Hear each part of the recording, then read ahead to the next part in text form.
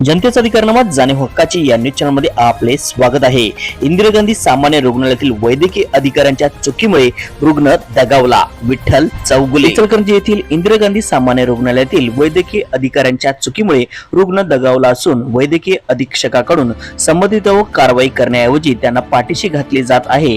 त्यामुळे संबंधित वैद्यकीय अधिकाऱ्यांना बडतर्फ करावे अन्यथा तीव्र आंदोलन छेडू असा इशारा स्वाभिमानी रिपब्लिकन पक्षाचे जिल्हा अध्यक्ष विठ्ठल चौगुले यांनी पत्रकार बैठकीत दिला।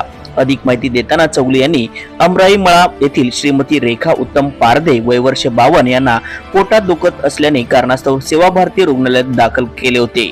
तेथील तपासणीनंतर पुढील उपचारासाठी इंदिरा गांधी सामान्य रुग्णालयात जाण्याचा सल्ला देत त्यांना अतिदक्षता विभागात दाखल करण्याचे पत्र दिले होते। त्यानुसार इंदिरा गांधी सामान्य रुग्णालयात दाखल केल्यानंतर त्यांनी अतिदक्षता विभागात न ठेवता जनरल वॉर्ड मध्ये ठेवले। तसेच त्यांची तपासणी करण्यासाठी कोणतेही वैद्यकीय अधिकारी आले नाहीत। वारंवार बोलल्यानंतरही वैद्यकीय अधिकारी परिचारिका यांच्याकडून उद्धट उत्तरे व वागणूक दिली गेली आणि त्या हलगर्जीमुळे रुग्ण दगावला। त्यामुळे संबंधित वैद्यकीय अधिकाऱ्यावर कारवाई न केल्यास आंदोलन छेडू असा इशारा दिला।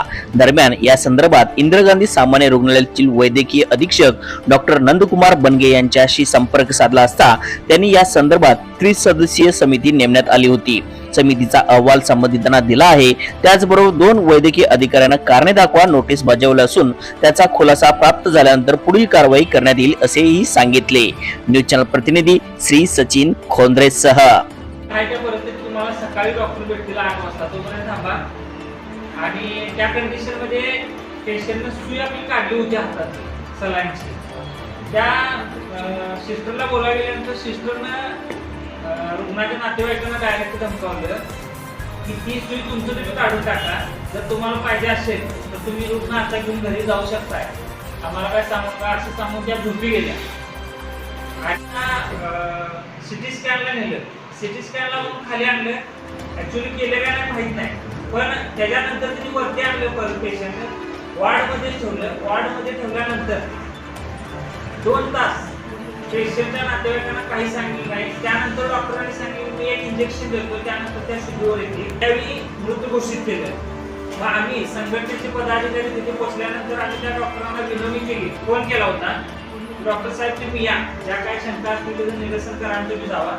त्यावेळी त्यांनी असं सांगितले की मला काही यायचं जमणार नाही, मी येणार नाही, तुम्हाला काय करायचे करा, तुम्ही कुठेही तक्रार करा, हा तर माझी बदली होईल, त्याच्यापलीकडे माझं काय होणार नाही असं सांगून त्यांनी फोन कट केला। त्यानंतर आम्ही वैद्यकीय अधीक्षकांच्या कानावर ही गोष्ट काढली।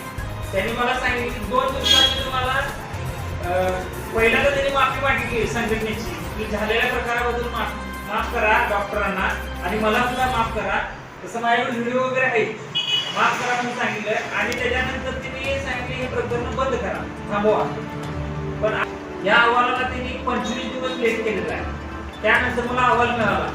25 दिवसामध्ये त्यांनी अहवाल देताना त्यातील 2 डॉक्टरांची जी चौकशी करायची होती त्यातील एका डॉक्टरांची चौकशी लावलेली आहे, एका डॉक्टरांची चौकशी लावलेली नाही।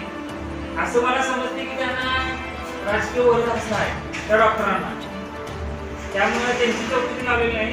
राहिलेला जो एक डॉक्टर आहे त्यांच्याबद्दल दिलेला आहे, पण त्यांना पण खुलासा नोटीस मागवलेला आहे। जनतेचा अधिकारनामा जाणीव हक्काची या न्यूज चॅनलला लाईक, शेअर व सबस्क्राईब करण्यास विसरू नका व सदैव रहा अपडेट।